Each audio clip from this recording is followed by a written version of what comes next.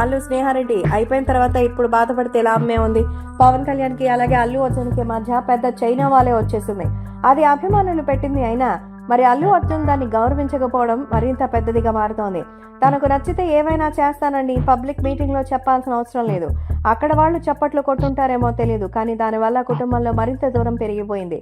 ఆదిలోనే హంసపాదులాగా మరి నిజంగానే స్నేహారెడ్డి వైసీపీ పార్టీ తరఫున తన స్నేహితురాలి భర్త కోసం సపోర్ట్ చేయమని అడిగితే మరి ఈసారి వెళ్లాల్సి వచ్చిందా ఏంటి? అది కూడా సోషల్ మీడియాలో ప్రచారం చేయాల్సింది, లేదా ఒక వీడియో రిలీజ్ చేయాల్సింది. పవన్ కళ్యాణ్ కోసం రాకుండా అక్కడికి వెళ్లారు అనంటే సొంత కుటుంబ సభ్యుని కాదనుకున్నట్టే కదా.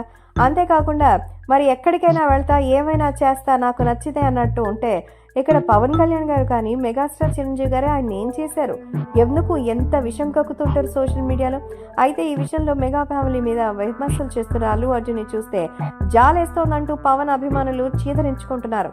అయితే ఇంత దిగజారిపోవడానికి కారణం స్నేహారెడ్డి వల్లనే అంటూ మరికొంతమంది బన్నీ అభిమానులు మండిపడుతున్నారు.